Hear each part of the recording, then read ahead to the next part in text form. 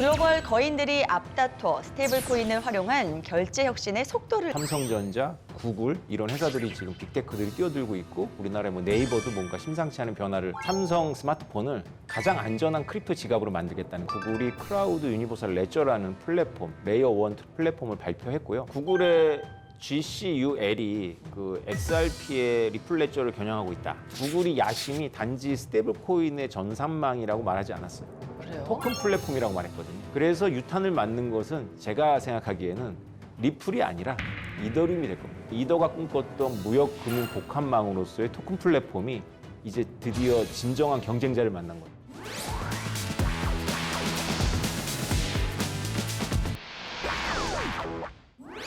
진실은 숫자에 있고 재미는 해석에 있다. 보이는 팩트 뒤에 숨은 신박한 경제 이야기, 신박한 경제 토크 킥. 네, 저는 신박한 스토리텔러 송상은입니다.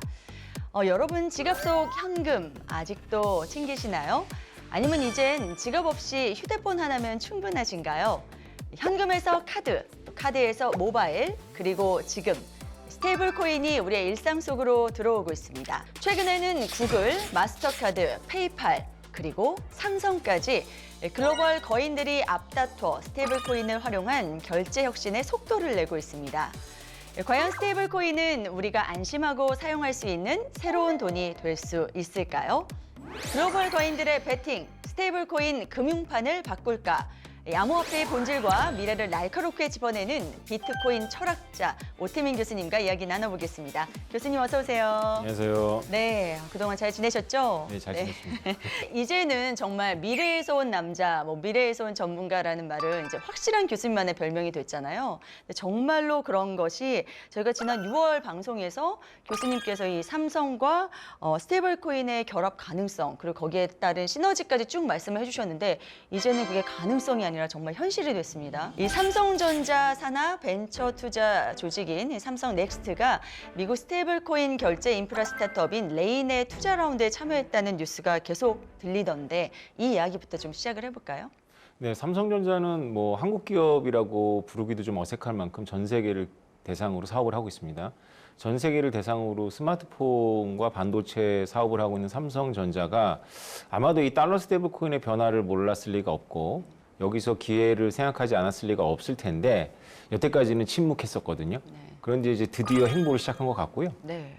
레인이라는 회사는 USDC, 그러니까 완전히 합법적인 달러 스테이블 코인 기반한 이제 스타트업인데 여기에 얼마를 투자했는지는 알려져 있지 않았지만 어쨌건 들어갔다는 것은 아무래도 이제 행보를 시작했다고 봐야 될 거고 아마도 굉장한 큰일이 일어나지 않을까 이렇게 생각하고 있습니다. 네. 또 지난 9월 열린 코리아 블록체인 위크에서는 삼성전자 그룹장이 이런 이야기를 했습니다. 이 삼성 월렛에 신용카드와 신분증 그리고 스테이블 코인을 함께 담아서 이 물리적 지갑을 대체하는 비전을 가지고 있다 이렇게 설명을 했는데요. 이 삼성전자의 빅픽처 앞으로 어떤 단계로 진행이 될지 그리고 또 그 안에서의 중요 요소들은 어떤 걸 지켜봐야 될까요? 네, 굉장히 어려운 말을 하셨더라고요. 그러니까 신분증과 신용카드 그리고 물리적 지갑 이게 네. 어떻게 된다는 거지 이렇게 의아해하실 것 전 같습니다. 다른 건 다 이해가 되는데 물리적 지갑이 과연 무엇일까? 네. 물리적 지갑은 네. 그러니까 온라인으로 되어 있지 않은 안전한 크립토 지갑이라고 생각하시면 되는데요. 일단 먼저 짚고 넘어가야 될 것은 이 크립토 블록체인 위크라는 행사에 삼성의 부문장이 나와서 발언을 했다는 것도 놀라운 일이고요. 그리고 마스터카드 뭐 이런 데도 나와서 발언을 했습니다. 네. 그만큼 지금 분위기가 주류 위주로 크립토판이 짜여지고 있다고 보시면 될 거고요. 백원석 본부장님이 하신 말씀을 제가 제 나름대로 풀어서 해석을 해드리겠습니다. 네. 결론은 뭐냐면 삼성 스마트폰을 가장 안전한 크립토 지갑으로 만들겠다는 겁니다. 이게 왜 가능하냐 하면요.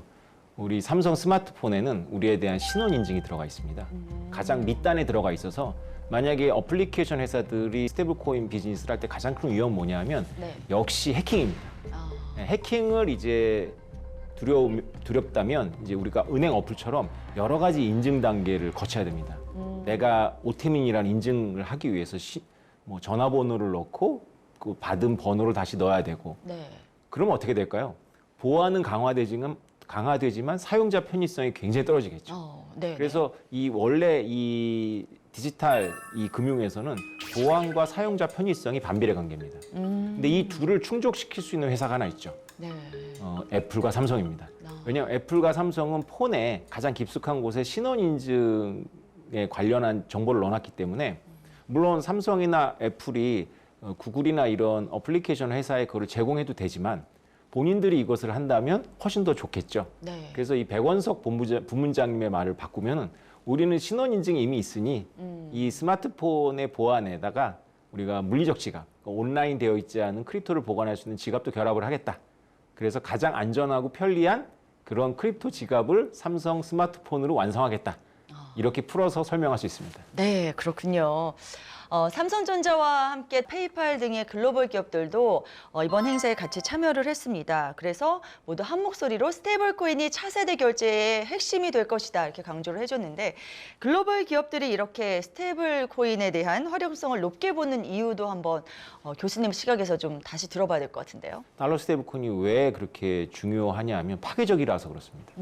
달러 스테이블 코인은 금융기업을 전부 파괴할 수 있는 잠재력을 갖고 있습니다. 사실 달러 스테이블 코인이 활성화되면 제일 먼저 망하기로 번호표를 받고 있는 회사가 있는데요. 마스터카드와 비자입니다. 달러 스테이블 코인이 자신들의 비즈니스의 위협이라는 걸 알고 적을 가까이 두려고 하는 거죠. 그래서 마스터카드하고 비자가 금융기업 중에서는 가장 먼저, 가장 신속하게 달러 스테이블 코인에 대응하고 있습니다. Cryptocurrency of all forms, including stablecoins and traditional payment methods, already work together. We at Visa facilitate the onboarding of fiat currency into stablecoins and the offboarding of stablecoins and cryptocurrency into fiat currency in enormous quantities today, and we've been doing that for many years. That continues to grow with each. 우리가 오늘 논의한 삼성전자, 구글 이런 회사들이 지금 빅테크들이 뛰어들고 있고 우리나라의 뭐 네이버도 뭔가 심상치 않은 변화를 보이고 있고요. 네. 다만 안 움직이는 데가 있습니다. 네. 달러 스테이블 코인이 금융기업을 파괴한다고 그랬잖아요. 네. 은행들이 안 움직이고 있어요. 그러니까 미국의 경우 상업은행들은 로비단체를 만들어서 반 달러 스테이블 코인 법안을 위한 로비를 시작했습니다. 뒤늦게. 그래요? 왜냐하면 저게 우리를 망하게 할 거니까. 한국은 이제 이창용 한국은행 총재를 필두로 해서 원화 스테이블 코인에 대해서 반대 목소리를 많이 내고 있는데요. 원화 스테이블 코인은 여러 가지 프로그램 기능을 볼 때 미래를 위해 대비해서 필요하다. 그렇지만 그 필요한 것을 조금 점진적으로 은행 중심으로 간 다음에 확장하는 것이 바람직하다. 그래서 달러화에 대한 스테이블 코인은 수요가 있습니다. 왜냐하면 전 세계 어느 나라든지 달러를 가지려고 하기 때문에.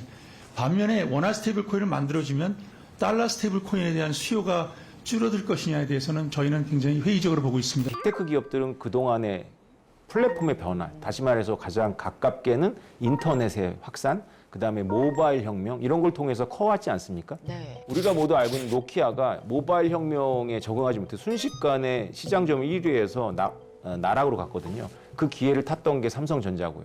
이런 식으로 플랫폼이 바뀔 때마다 빅테크 기업들은 여기서 살아남거나 도태됐습니다. 이런 것들이 몸에 배인 거죠. 그런데 금융기업들은 위기가 닥치면 국가가 도와줍니다. 그러니까 이런 것들이 이제 본인들의 유전자 속에 있는 거죠. 그래서 지금 대응이 달러 스테이블 코인이 기존 금융망을 거치지 않으면서 금융기업들에게 위협이 되는데도 불구하고 빅테크나 마스터와 비자는 움직이는데 은행들은 반대 로비를 한다거나 아니면 막 관망하고 있는 거죠. 정말 네. 재미있는 현상이 벌어진 겁니다. 그게 또 한편은 이런 생각도 들 수 있을 것 같아요. 스테이블 코인이랑 카드사는 그래도 합쳐서 뭔가 협업을 할 수 있는 그런 방법이 있는 반면에 은행은 좀 그런 부분들이 좀 부족해서 아예 그냥 적이지 않으면 아닌 걸로 생각하게 되지 않을까요? 그런데 네. 은행이 송수급만 하는 건 아니거든요. 아나운서님은 최근에 마지막으로 은행 객장에 간 적이 언제십니까? 은행에 직접 찾아가요. 네. 꽤 된 것 같아요. 그렇죠. 네. 그러니까 은행 그러면 우리가 머릿속에서 건물을 생각하잖아요. 네. 이제 은행은 건물이 아닙니다. 은행은 이미 사람들의 스마트폰에 어플로 들어와 있죠. 근데 그 스마트폰 침실까지 들어가지 않습니까? 네. 그래서 은행은 사실 침실까지 들어온 겁니다. 네. 은행의 장점은 뭐냐면 두 가지가 있는데요. 국가 면허를 갖고 있습니다. 국가 면허는 어떤 면허냐면 고객의 예치금을 가지고 대출을 통해서 이익을 실현할 수가 있습니다. 달러 스테이블 코인 발행업자들은 받은 달러를 그대로 갖고 있어야 됩니다. 전당포처럼. 그걸 가지고 대출해 줄 수가 없어요. 그러나 은행은 할 수가 있거든요. 그래서 은행들은 요새 달러 스테이블 코인이 아니라 예금 코인을 좀 허락해 달라고 하고 있는 거죠. 기능은 달러 스테이블 코인처럼 결제로 쓰이는데 대출에 사용할 수가 있는 거지, 근거 자산은. 또 하나는 뭐냐면 은행은 아주 오랫동안 그 파이낸스 기법을 갖고 있기 때문에 이 달러 스테이블 코인이 그냥 가는 것이 아니라 유동성이나 이런 문제들과 환율 문제 때문에 파이낸스랑 결합을 해야 됩니다. 만약에 미국의 달러 스테이블 코인 발행사가 한국에 원화 표시 달러 스테이블 코인을 제공한다면 한국인들은 원화로 환율로 계산한 자신의 원화를 보겠지만 아마 원화로 고정을 하고 싶을 거예요. 네. 근데 원화하고 달러의 환율이 변하기 때문에 이걸 고정해버리면 이 리스크하고 이익을 누군가가 책임져 줘야 되거든요. 이런 식으로 파이낸스들이 조금씩 들어갑니다. 그리고 대량의 금액이 움직일 때는 무역금융에서처럼 신용장이나 이런 것도 결합을 하죠. 네. 그러면서 은행이 건물이 아니라 금융 프로그램에 대해서 스마트폰을 타고 침실까지 들어올 수 있는 기회인데 이 기회를 은행이 잡느냐 아니면 구글과 같은 플랫폼 빅테크가 잡느냐 아니면 아예 폰을 갖고 있는 삼성과 애플이 잡느냐 이런 각축전이라고 봐야 되겠죠. 네, 우리는 지금 기업과 금융 그리고 스테이블 코인의 결합에 대해서 이야기를 나눠보고 있고요. 이와 관련된 다양한 이야기를 나누기 전에 우선 이 스테이블 코인의 개념부터 한 번만 더 잡아보고 넘어가고 싶어요. 아직 이 코인자가 붙어서 코인이라고 생각하신 분이 있으신 것 같고 그리고 저처럼 또 울렁증 갖고 계신 분들을 위해서 아주 쉽게 좀 풀어주실 수 있을까요? 일단 너무 예리한 부분을 짚으셨습니다. 달러 스테이블 코인이라고 부르면 안 되고요. 달러 스테이블 토큰이라고 부르려야 맞습니다. 근데 이제 코인이 입에 붙으니까 코인이라고 부른 건데요. 코인은 메인넷의 코인이 코인입니다. 비트코인, 이더리움의 이더가 코인이고요. 이더리움 기반으로 만들어지는 토큰이라고 부릅니다. 그러니까 달러 스테이블 코인은 주로 50% 이상 이더리움 기반이기 때문에 토큰입니다. 그러나 이제 한 번 달러 스테이블 코인을 굳어져서 네. 아무도 달러 스테이블 토큰이라고 안 부르죠. 네. 근데 어쨌건 뭐 달러 스테이블 코인은 뭐냐? 쉽게 말해서 그냥 달러 쿠폰입니다. 그러니까 제가 달러 스테이블 코인을 발행하는데 아나운서님이 저한테 오셔가지고 1달러를 저한테 주면 제가 1달러를 받고 제가 발행한 1달러짜리 토큰을 드리는 겁니다. 그러면 그게 유통이 될 수도 있지만 저한테 다시 가져오면 제가 1달러를 내주기로 한 약속이죠. 사실 이것만 기억하시면 됩니다. 비트코인의 장점은 국경이 없이 마구 다닌다는 거거든요. 근데 비트코인은 가격이 요동치잖아요. 근데 달러는 달러에 대해서 가격이 똑같을 거 아닙니까? 말이 좀 이상하긴 하지만. 네. 그래서 달러에 대해서 가격이 일정한 달러와 국경을 무시하는 비트코인의 장점을 섞어서 토큰으로 만든 게 달러 스테이블 토큰입니다. 그런데 여기서 시청자분들께서 이런 질문을 하실 것 같아요. 이 스테이블 코인 활성화가 기존 암호화폐에는 무슨 도움이 되는 걸까? 그래서 스테이블 코인만 가지고 이거를 그냥 화폐처럼 활용하는 거 이제 이해하겠어요. 근데 기존 비트코인, 이더리움은 지금 좀 설명해 주셨습니다만 기존의 암호화폐와의 그 관계성, 서로 어떤 그런 관계를 가져서 견제를 하고 또 뉴스에 따른 그 득을 살펴볼 수 있을지 그 연결성도 좀 짚어주셔야 될 것 같은데요. 참 이런 질문이 정말 많이 들었습니다. 달러 스테이블 코인을 굉장히 강조하는데 그래서 달러 스테이블 코인을 사야 되냐? 달러 스테이블 코인을 살 필요가 없죠. 왜냐하면 달러의 가치가 고정되어 있기 때문에. 그냥 화폐인 거죠. 그렇죠. 네. 원화가 만약에 떨어질 것 같으면 이제 환해치 차원에서 살 수는 있겠지만 네. 그러면 달러 스테이블 코인하고 비트코인의 관계는 무엇이냐? 이렇게 질문을 합니다. 네. 결론부터 말씀드리면 비트코인에게 매우 좋은 환경이 조성된 거다. 이렇게 말씀드릴 수 있습니다. 이것은 일단 역사적으로 접근을 해볼게요. 달러 스테이블 코인이 왜 활성화됐냐 하면 중국이 비트코인 거래소를 막아서 그렇습니다. 그러니까 우리가 업비트나 빗썸에서 비트코인이나 이더리움을 살 수 있는 건 제가 원화를 빗썸이나 업비트에 뭐 국민은행이나 신한은행을 통해서 K뱅크를 통해서 보낼 수 있기 때문이거든요. 네. 근데 만약에 정부에서 은행들 거래소하고 거래하지 마세요. 이러면 제가 이 업비트나 이런 빗썸을 이용하려면 토큰이 필요해요. 이더리움을 보내갖고 거기서 비트코인을 바꾸거나 아니면 비트코인을 보내서 이더리움 바꾸는 건 되지만 원화를 보낼 수가 없죠. 네. 그래서 중국인들이 눈을 뜬 게 바로 달러 스테이블 코인입니다. 네. 그런데 이게 제2, 제3의 용도가 생긴 거죠. 중국인들은 그냥 비트코인과 이더리움을 사기 위해서 이걸 시작했는데 부자들에게는 이중과세라든가 혹은 몰수라든가 이런 걸 피하는 수단이 됐고요. 또 아르헨티나라든가 브라질 그리고 나이지리아 같이 자국의 화폐가 불안정한 나라 국민들한테는 이것이 대안적 화폐 폭락을 막을 수 있는 대안적 수단이 된 거죠. 그러면서 이게 마구마구 퍼져나가고 있는 거거든요. 근데 그러니까 역사적으로 이렇게 봤을 때 달러 스테이블 코인 환경이 조성이 되면 한국에서도 국가 기관이 이제 금융이나 이런 데가 거래소를 관리하는 방식부터 바꿔야 됩니다. 이제 달러 스테이블 코인과 원화 스테이블 코인이 활성화되고 생활화되면 은행 계좌를 통해서 거래소에 접근하지 않아도 돼요. 사실 전 세계 거래소 분포를 보면 은행 계좌가 없는 바이낸스하고 비트피넥스가 더 큽니다. 은행 계좌가 있는 뭐 업비트나 뭐 코인베이스보다. 네. 왜냐하면 은행 계좌가 없이 달러 스테이블 코인을 보내서 전송을 하면 거기도 물론 뭐 신원 인증 요구가 있지만 이렇게 국내의 금융 감독의 지시를 받는 데처럼 이렇게 엄격하거나 귀찮게 하지 않거든요. 그래서 달러 스테이블 코인이나 원화 스테이블 활성화되면 쓸모가 어디냐 이렇게 궁금해 하시는데 일단 거래소들이 활성화되고 그리고 이제 토큰 경제가 활성화됩니다.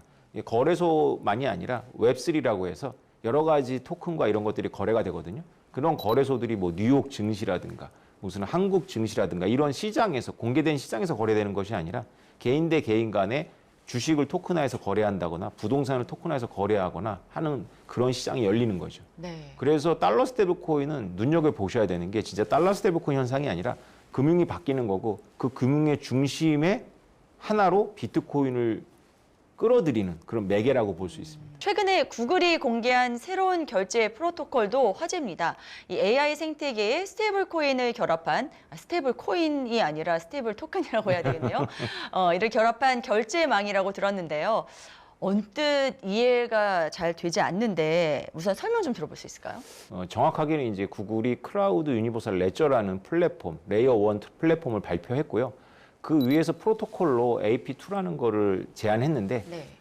역시 구글답게 AI를 중요 포인트로 지적했습니다. 네. 그러니까 이게 무슨 말인가 여러분들은 궁금할 텐데요. 기사를 봐도 잘 이해가 안 되실 텐데 우리가 왜 자꾸 토큰 코인 하냐 하면 이게 사람의 신원을 따라서 결제가 이루어지는 것이 아니라 메타버스상에서 여러 가지 AI 유닛들이 있습니다. 그것이 게임 유닛일 수도 있고 아니면 AI로 형성된 일종의 주식회사 같은 거일 수도 있는데요.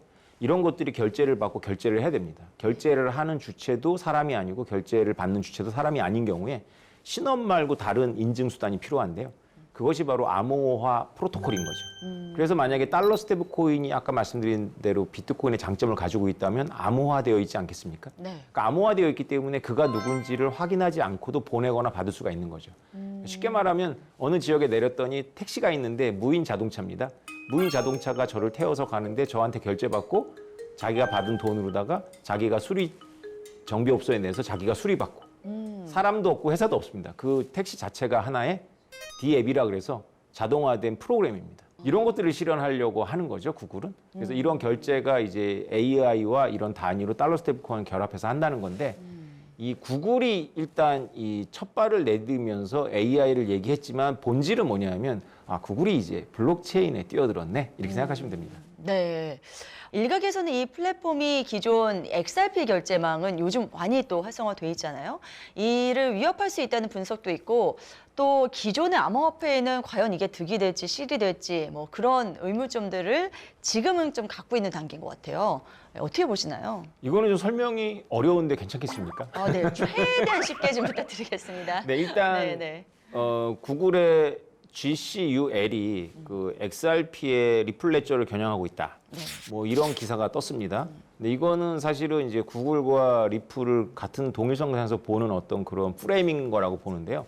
어쨌건 이걸 이해하기 위해서는 리플 레저가 뭔지를 알아야 됩니다. 네.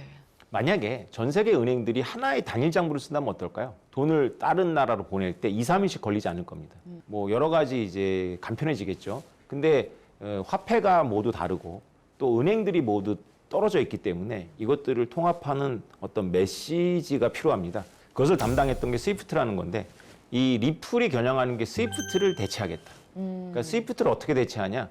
전 세계 은행들이 리플 레저라는 하나의 장부를 쓰게 만드는 겁니다. 네. 그럼 하나의 장부 안에서는 하나의 결제 단위가 움직이면 되니까 이게 송수금의 시간이 지연되지도 않고 3초 만에 모든 게 끝나겠죠. 이게 생각은 굉장히 아름다운 생각인데 문제는 뭐냐면 전 세계가 은행들이 단일 장부를 써야 되고 무엇보다 중요한 것은 XRP라고 하는 이 결제 단위가 달러하고도 유동화 시장이 커야 되고 원화하고도 유동화 시장이 커야 하고 파운드하고도 유동화 시장이 커야 됩니다. 이 얘기는 뭐냐면 제가 영국에 보낼 때 이 단일 레저 안에서 이 리플 레저 안에서 원화가 XRP로 바뀌고 순식간에 그 XRP가 파운드로 바꿔야지만 되는 거거든요. 그러려면 그것을 누가 바꿔주는 게 아니라 시장에서 바꾸는데 네. 시장이 굉장히 커야 됩니다. 어쨌건 리플은 지금까지 잘해왔습니다. 그래서 많은 은행들을 제휴사로 포함을 했고요. 네. 여러 가지 활동들을 벌이고 정치권 로비도 하면서 리플이 자신들의 몸집을 키웠는데 리플을 추종하는 분들한테는 좀 미안하게 된 게 XRP가 모든 국가에 통화하고 깊이가 깊은 유동화 시장을 갖기 전에 이미 그렇게 되어 있는 달러 토큰이 나와버린 거죠. 그게 달러 스테이블 코인입니다. 네. 그래서 XRP, 리플의 서사를 무너뜨리고 있는 건 이미 달러 스테이블 코인으로 위기가 시작된 거죠. 그렇다고 해서 리플이 하루아침에 이 모든 서사가 무너진다고 저는 보지 않습니다. 워낙에 이 기업가가 경영을 굉장히 도전적으로 잘하고 있기 때문에 이거는 이거대로 갈 텐데요. 어쨌건 전 세계 은행들과 그 결제 기업들, 마스터하고 비자, 그리고 리플 레저 같이 전혀 다른 차원에서 시작된 이런 통합 운동, 그리고 달러 스테이블 코인 이런 것들이 서로 경합을 하면서 어떤 것이 표준 송수금 시스템이 됐고 플랫폼이 될지는 지금 미지수입니다. 네. 지난번에 제가 나와서 얘기한 건 이제 바로 이것과 관련 있는 건데요. 가장 유력한 회사가 애플과 삼성이다. 이렇게 말씀을 드린 거죠. 맞아. 사실 그래서 이 구글의 등장은 바로 삼성과 애플이 곧 등장할 거라는 뜻이기도 하고요. 그래서 유탄을 맞는 것은 제가 생각하기에는 리플이 아니라 이더리움이 될 겁니다. 왜냐하면 구글이 야심이 단지 스테이블 코인의 전산망이라고 말하지 않았어요. 그래요? 토큰 플랫폼이라고 말했거든요. 그 얘기는 뭐냐면 이더가 꿈꿨던 무역 금융 복합망으로서의 토큰 플랫폼이 이제 드디어 진정한 경쟁자를 만난 거죠. 이미 생태계를 엄청나게 갖추고 있는 구글. 네. 이제 메타도 들어올 거라고 보고 있고요. 또 삼성과 애플이 이 시장에 들어온다면 이더리움 위에서 처음에는 실험적으로 뭔가를 하겠지만 우리라고 이더리움 같은 플랫폼 못 만들 이유가 없지 않습니까? 그러면 구글처럼 아예 레이어 원 플랫폼을 발표할 수가 있죠. 네, 사실 과거에도 기업형 블록체인 플랫폼이 꽤 있지 않았습니까? 대표적으로 이 IBM이 트레이드 렌즈라고 만들어서 이 머스크사랑 같이 주목을 굉장히 많이 받아서 시작이 됐는데 결국 2023년인가요? 종료가 금방 됐습니다. 이런 플랫폼들이 시장에 잘 안착을 하지 못하고 전에는 이제 실패로 마무리한 그 이유를 좀 들어보고 싶고요. 현재 시장 환경과는 어떤 차이가 있는지 그것도 좀 짚어주시죠. 그러니까 트레이드 렌즈를 먼저 설명드리겠습니다. 네. IBM은 일찍부터 블록체인에 눈을 떴고요. 블록체인이 분산 장부로서 여러 명의 이해관계자가 있는 일에 매우 유용한 도구가 될 거라는 걸 예견했습니다. 우리가 컨테이너 박스에다가 물건을 실어갖고 외국으로 수출을 할 때 이해 당사자가 굉장히 많습니다. 선주도 있고 해운사도 있고 그다음에 입국하는 데 관세청도 있고 그래서 서류가 엄청나게 많이 따라붙습니다. 그렇겠네요. 그게 지금까지 모두 종이로 했다는 거 아닙니까? 그래서 배를 항구에 못 대고 서류가 안비될 때까지 공해상에서 떠 있는 경우도 있습니다. 이런 경우 이런 비효를 없애기 위해서 이런 걸 모두 전자화하려고 하는데요. 전자화하면 누군가가 조작할 수가 있죠.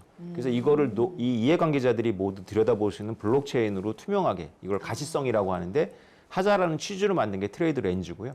여러 중요한 항구들이 이 IBM을 믿고 이 프로젝트에 합류를 해서 꽤나 성과가 있었습니다. 네. 단 하나만 빼고요. 어떤 건가요? 막대한 비용을 감당하지 못했어요. 그래가지고 이제 종료를 했는데 네. 회사는 이제 성공적이었으나 종료한다. 뭐 이런 식으로 발표를 했습니다. 그게 돈이 많이 드는 거는 그 막대한 전산망을 만드는데 돈이 많이 들었단 말씀이시죠? 그걸 운영해야 되는데 그걸 블록체인을 운영하려니까 이게 딜레마에 빠지는 겁니다. 이런 모든 일들은 비트코인하고 비교해 생각하면 됩니다. 비트코인은 전 세계 2만 개의 노드가 있는데 이것들을 자발적으로 자기네들이 관리를 합니다. 왜 하냐면 인센티브가 있기 때문이거든요.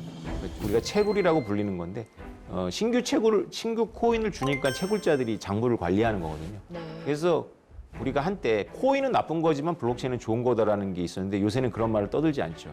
그 기점이 된 게 아마 트레이드 렌즈가 이제 사업을 종료하면서가 아닐까라고 저는 생각하는데요. 코인이나 토큰 없는 블록체인 프로젝트는 성공하기 어렵습니다. 근데 이번에 그 구글이 네. 발표한 그 GCUL이 자체 토큰이 없어요.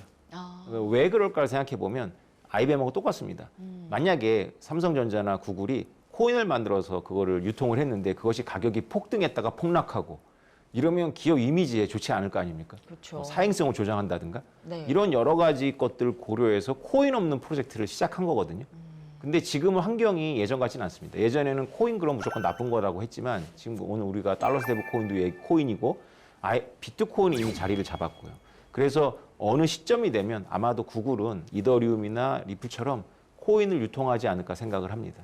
코인 유통이 되고 코인의 가격이 오른다는 기대감이 있어야 그 서버가 분산되고 막대한 서버 비용을 이 코인을 그 가격을 올려줄 거라고 생각해서 들어온 그런 참여자들에게 이렇게 전가할 수가 있는 거죠. 네. 근데 지금 말씀하신 구글의 그 GCUL 같은 플랫폼에서는 스테이블 코인을 사용하면 안 되는 건가요? 스테이블 코인은 뭐 사용하면 되는 거죠. 네. 그리고 스테이블 코인은 왔다 갔다 하는데 스테이블 코인이 오를 거를 기대해서 그걸 홀딩하고 아. 그 서버 비용을 대싸면 없는 거죠. 또 그런 데서는 투자성을 생각해서 그렇습니다. 접근하는 게 더 빠르겠네요. 네.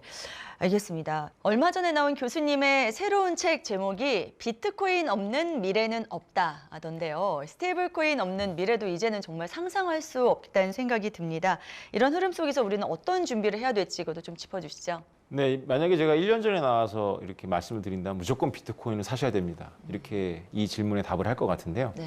지금 2025년 하반기를 가고 있는 지금은 제가 그렇게 선뜻 말씀을 못 드리겠습니다. 사실 사이클상으로 안 좋습니다. 아, 지금 이제 폭등과 폭락을 앞두고 있습니다.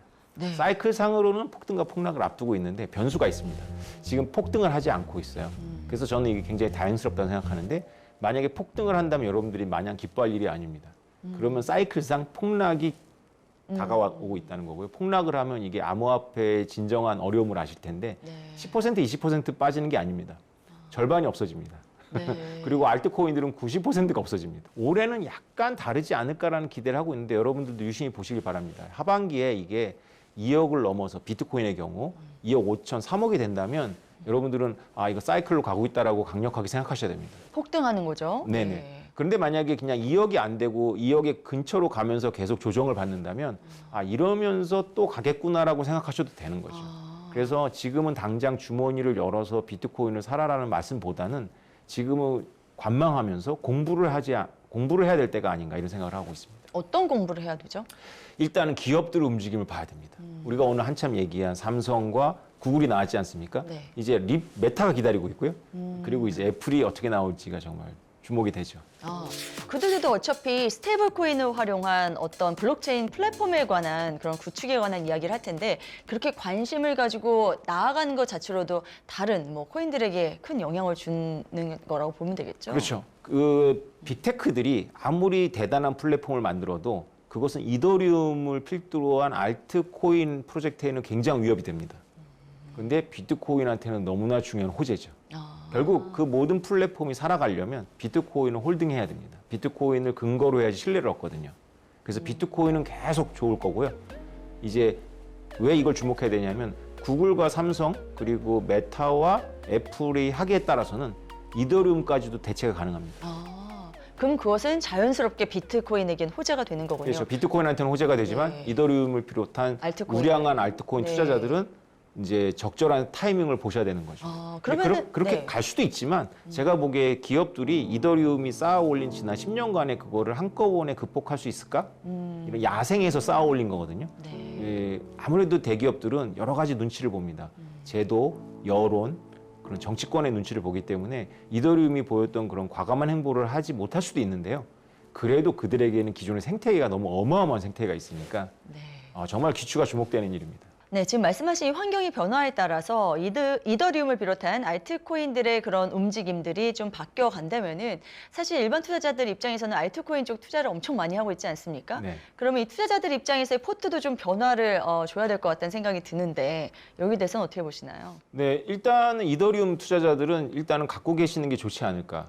이 얘기는 뭐 제가 확실하다고 생각하고 말씀드리는 건 아니고 틀린다는 전제에서. 네, 가격은 틀린다는 전제에서요? 가격은 네. 저는 늘 틀립니다. 근데 네. 그럼에도 불구하고 이더리움한테는 당분간 굉장히 좋은 환경이 조성이 될 겁니다. 왜냐하면 빅테크 기업들이 당장 코인 만들고 토큰 만들면서 이렇게 유통하지는 못합니다. 보통은 이제 이더리움 기반으로 뭔가 실험을 하고 있고 가장 유력한 게 이더리움 솔라나 기반으로 뭔가를 기업들이 할 거고요. 아무래도 기술과 개발자들이 많은 이더리움 기반으로 많이 기업들이 올라올 겁니다. 그러면 그것이 일반 투자자들에게는 이더리움이 하나의 표준이 됐다는 신호가 될 거고 이더리움이 웅배할 수 있는 기회가 될 텐데요.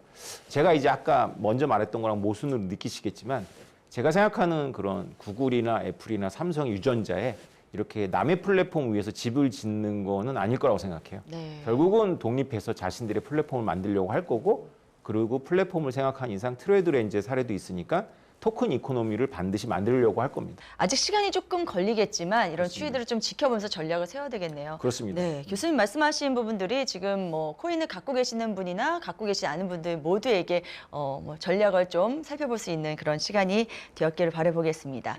글로벌 거인들의 배팅, 스테이블 코인 금융판을 바꿀까?